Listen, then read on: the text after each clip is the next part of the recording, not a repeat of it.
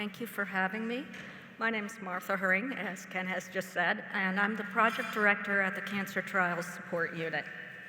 So I'm going to see if I can get these slides going. So we have a very packed agenda for this first session, and every one of these topics could take probably 30 minutes, but we're going to try to fit them into about 15, so it's going to go really fast. So first I want to start with an NCI structure overview. And I'm going to do this from a funding perspective, and this is not a lesson on contracts and grants. This is more like at the level of the ankle bones connected to the leg bone. So let's start at the top. The Department of Health and Human Services funds the National Institutes of Health. Many of you at larger organizations probably have grants or contracts or cooperative agreements with other departments such as the DoD or the Department of Education, but we're going to start here with DHHS funding NIH. NIH funds NCI, the National Cancer Institute. The National Cancer Institute, in turn, has many programs, and we're going to focus today on the Division of Cancer Prevention and the Division of Cancer Treatment and Diagnosis. And again, many of you, for example, I have a colleague, I work at a working group at Westat, who's actually works with the Division of Cancer Epidemiology and Genetics. So let's drill down into DCTD a little bit more here. We're going to focus primarily on the Cancer Therapy Evaluation Program under DCTD. And here you will see the various branches that are part of CTEP. And many of these names probably look very familiar to you, such as Meg Mooney, who leads the CTEP program, Gary Smith, who leads the Clinical Trials Monitoring Branch program, and many of you have probably worked with the Pharmaceutical Management Branch. They lead up the IAM program, the RCR, and of course, are responsible for the distribution and tracking of the investigational agents for CTEP studies. There is one correction I do want to make in here, or one update. Let's go back. And that is that when we get to the investigational drug branch for the ETCTN program, Dr. Jeff Moscow, I believe, has now retired, and Dr. Gore has replaced him. The NCTN program is under the Clinical Investigation Branch, and our contract, CTSU, is under the OIB. Now let's walk over to the Division of Cancer Prevention. They also have several different programs which your institutions may also participate in, but we're going to focus today on the NCORE program, or the NCI Community Oncology Research Program. And I want to thank Andrea Denikoff for sharing some of her slides with me, because I think this gives a really good view of the relationship between NCTN and the NCORE. While each has their own focus, there is synergy for the treatment trials and for the advanced imaging trials. And also, there's synergy and collaboration for the various support programs that are being used. So what's some of that shared infrastructure support? Well, one you're familiar with, the Cancer Trials Support Unit, which has centralized services for both the NCTN and NCORE, such as central registration and enrollment, regulatory support, and the CTSU website where you will pull your protocol and protocol-related documents. Another large one is the Central Institutional Review Board, or the CIRB. It is an accredited IRB that acts as the central IRB for the NCTN and NCORE programs, as well as the ETCTN. They have several boards: the early phase, the late phase, pediatrics, and cancer prevention. Now, most of you are probably familiar with this slide and have seen it in other presentations in some format.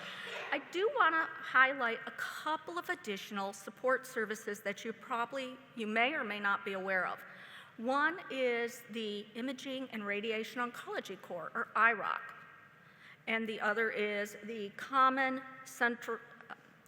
Data Management System, which most of you know as Metadata Rave.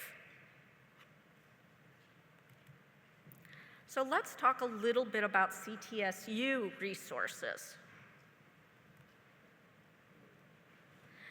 So CTSU resources, there's so many I can't get into detail here. It would probably take the next 2 hours. But if you go across the top link, you are able to find all of these items that you see in the grid here. Protocols, there's a dashboard, there's a regulatory section, there's links to the Oncology Patient Enrollment Network, data management, auditing and monitoring, the delegation log, and resources.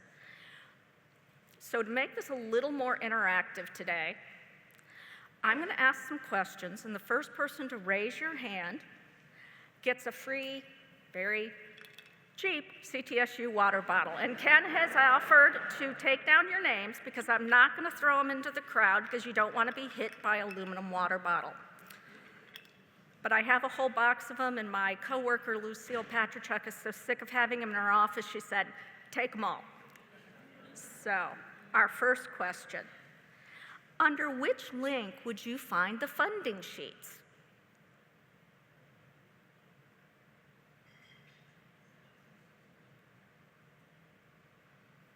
Don't be shy, raise your hand. It's in the table. Yes. That's correct. Give your name so we can write it down. Stephanie, okay. If you want to see who is on your roster at your institution, what link would you go under to do that? Okay, who said RUMS? That's correct. And your name? Okay, great. And which link would you look at for task assignments? All right, a lot of people said DTL. I think I heard of both at the same time. Who said DTL? Linda? Did anybody else say it at the same time? We've got some extra water bottles. Don't be shy. Okay. And under which link would you find protocol-specific materials? And there's actually two. Go ahead. Protocol, yep. You can also find them under resources. And where would you sign up to receive email notifications?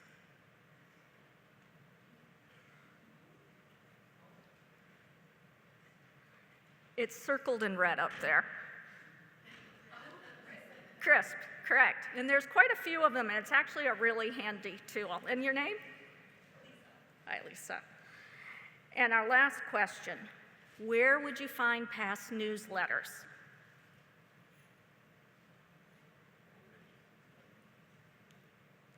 I think I heard somebody say it.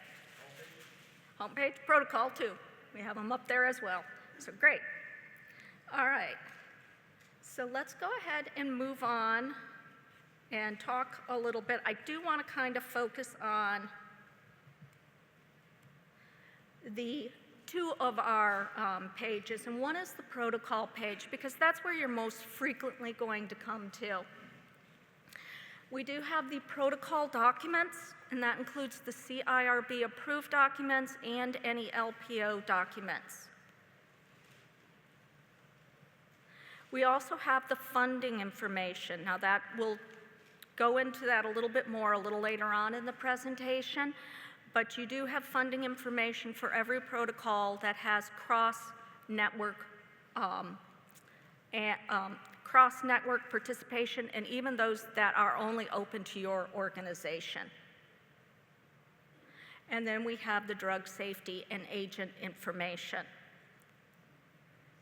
Oops, I'm going to go back a little bit. In addition, I want to point out a couple of other items on this protocol page. This protocol homepage has several resources that you can get a quick glance on the protocol. One is going to tell you the protocol name, the phase, the lead organization, the protocol status. It will say what the steps are for accrual. It also gives accrual information. This is pulled directly from Open, so it's completely up to date. It gives countries that can participate, what services are supported, and it also gives some participation information. So it's a good place to do a quick glance to see information on a protocol. And then I also want to point out to the right side of your screen here, or left side of your screen, that we do have the protocol tree, which you can use to navigate between protocols, but there's also a My Favorites that you can put up, and there's also a search feature if you're looking for a particular protocol.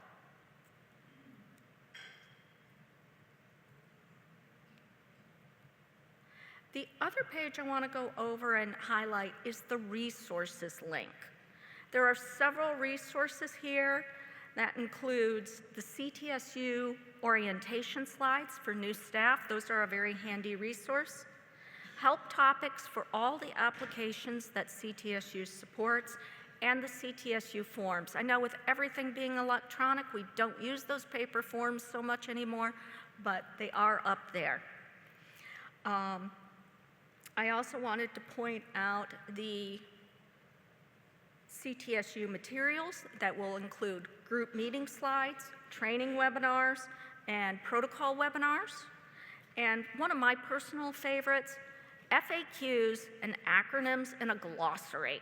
We all talk in acronyms in these projects and on these networks, so having new people know that they can go here and look up what those acronyms mean is a great tool for them.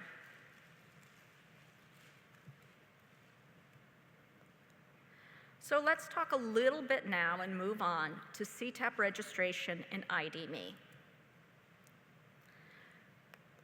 So all individuals participating on CTEP and NCORE-sponsored trials requiring access to NCI systems, which is going to be everybody in this room, must register with CTEP and the Identity and Access Management System, or IAM. And if appropriate, the Registration and Credential Repository, RCR. You must renew your registrations annually, and you must also, if you are newly registering, link to an ID.me account. And some of you may have already done this for other purposes, such as submitting information to the IRS. And this ID.me provides identity proofing and multi-factor authentication. This is required for all new registrants, and it's also going to be required for all of us on September 30th, 2024. Non-US site participants require the CTEP IAM registration as well, RCR if applicable, and ID.me for multi-factor authentication. An alternative workflow is being designed for identity proofing for non-US sites, and that will be released later this summer. Canadian sites at this time can use either their driver's license or passport. Why are we doing this? Well, one, this is a new federal requirement, FSMA requirement. It also helps to secure sensitive data in the systems, such as Open and Rave.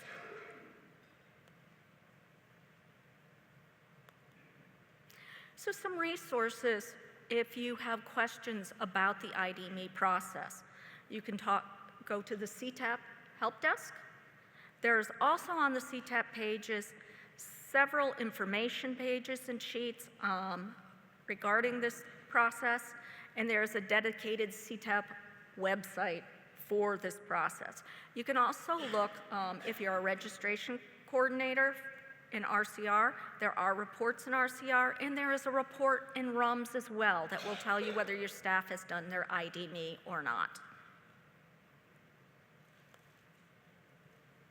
So let's go on to roster maintenance and role assignment. This is kind of my area. I love roster maintenance. I've been doing it for a long time. It's bad when you pass hospitals driving down the road and you're like, oh, that's MD017. So there are 3 basic steps to registration. One is registering in CTEP IAM, ID-Me, or RCR, and RCR if applicable. The other is to request to be claimed on a roster, a group roster such as ECOG-ACRIN. And the third is to request the appropriate person roles so that you have access to systems. We've talked about that first step in the last section, so we're going to talk a little bit about the second step. Now, depending on whether you are rostered at a rostered site, a lab site, or an NCORE site, this might be a little bit different. If you're at an NCORE site, you're going to request to be added, or your primary person, what they call the primary contact for the NCORE, your NCORE administrator, will request to add you to their roster in NCORE SYS. Now, our system is integrated with NCORE SYS. And so we receive that information in what's called the roster maintenance application, and then the group, or ECOG-ACRIN's membership team, goes in and reviews those requests and approves them. If you are part of a rostered site, a main member, an affiliate, or a lapsed site, there are 2 different ways that this can happen as well. One, those requests can go directly to your group membership coordinator, and they will enter them into the roster application, or they can be done through the roster update management system, RUMS. And it's the same process for the group, whether it's coming from NCORE SYS or RUMS, they review it, approve it, and then you get added to the roster. Once you're on a roster, you will have access to the CTSU website. Now, if you're coming through RUMS, they can also add the roles at the same time that you will need to have, or they can add it at a different time as your duties may change over time. I do want to remind you that there are common roles across all roster owners that control access to systems, and those are for RAVE, Triad, and Open. And the person at your institution for ECOG-ACRIN that can request and make updates in RUMS is got a title of Senior Administrator or a RUMS Administrator. So some roster reminders, because this kind of trips people up sometimes. Individuals registered as investigators, non-physician investigators, non-IND, non-treatment investigators must list all their treating sites in their RCR profile, or they can't be claimed to that site in NCORE SYS or in RUMS or the rostering application. And it's really important you do that annual re-registration, because this is what can happen. If you fail to re-register as an investigator, NPIVR, or NINT for more than a year, you're withdrawn from all the rosters. If you're an associate or associate plus, that happens in 6 months. The other thing that will sometimes happen is if you change institutions and your primary institution changes and you're relocated, they're going to withdraw you from all the treatment rosters that you were originally on, because the assumption is you're not there anymore.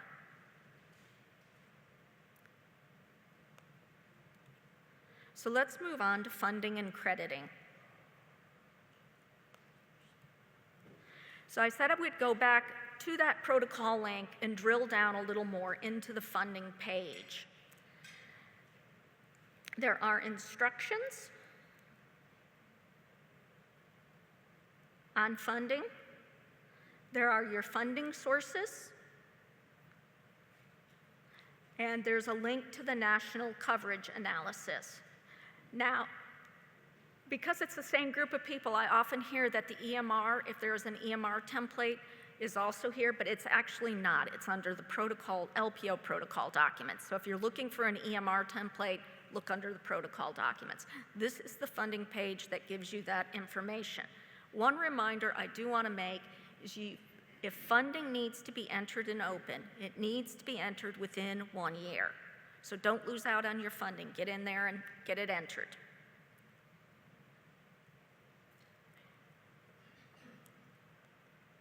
So crediting rules.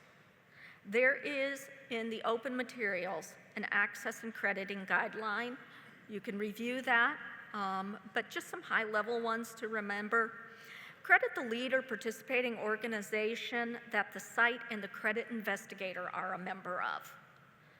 Credit should be given to the same organization across all protocol steps, and whenever possible, when an organization, the same organization be credited for transfers. I know that's not always possible, but if possible, it's a good thing to do. And also, credit cannot be changed after 7 calendar days, so do keep that in mind.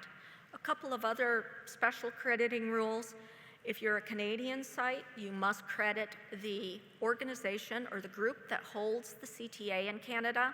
Generally, that's CCTG. And if you're an international site, you must credit the LPO if you're a member, or get approval to credit your crediting group. So if it's an alliance study and you're an ECOG site and you can participate on that study, you have to ask ECOG for permission.